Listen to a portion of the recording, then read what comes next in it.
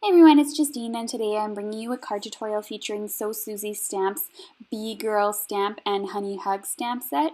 And I'm going to have all the links in my description if you're interested in any of the products used in this video. I'm going to start off with a piece of 4 by 5¼ inch Nina Solar White cardstock, 80 pound, and I'm using a Heidi Swap honeycomb stencil. I'm going to attach that using some washi tape so everything stays in place. Now that I have everything in place, you can see I tried to put some washi tape on the stencil and the cardstock so that it really stays in place. I'm going to be taking some Sunshine ink from Simon Says Stamp, Mustard Seed from Tim Holtz Distress, and Squeezed Lemonade, and I'm going to be doing sort of an ombre effect from dark yellow to light yellow over this honeycomb. Starting off at the side, starting off of my paper on the craft mat and working my way in a circular motion, I'm using Sunshine ink from Simon Says Stamp to really darken it up. As you can see, I simply just go back in, pick up a little bit of ink, and then start over at that same side so it gets really dark. Next up, I'm going to use Mustard Seed from Tim Holtz. This is a Distress ink, and I'm going to blend that also coming from the same side so it darkens up not only the Sunshine ink, but also starts to darken up the white that we have left over. And then the Squeezed Lemonade from Tim Holtz is going to be my last step, and I wanted to create a really off-white sort of effect with that, really, really light. Next, I'm going to remove the stencil and you'll see exactly what we got here. I stamped the Bee Girl stamp in Memento ink on a piece of scrap cardstock, and I'm coloring it using the Y09, Y15, and Y19 colors. I'm going to throw in some music while I'm Copic coloring. You'll be able to see what I'm doing starting from the lightest to the medium to dark to medium to light again, and you'll see me color this image.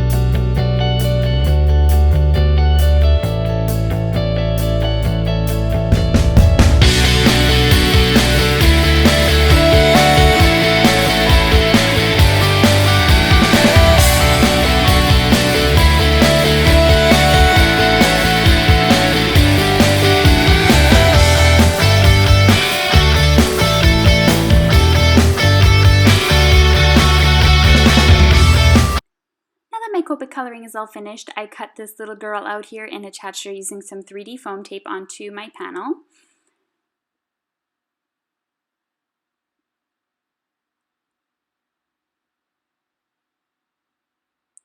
And I'm going to be folding a card base that measures 4¼ by 5½ inches, scored at 4¼ by 11 inches, scored at 5½ inches. I'm just going to reinforce that fold line there with a pair of scissors. Using my MISTI, I was able to stamp directly onto my card here, and I'm just stamping the Honey Hugs from the Honey Hugs and Caterpillar Kisses sentiment here. I did that on one of my last cards as well. I really like the Honey Hugs stamp. It's really, really cute, and I'm inking that up using VersaFine ink.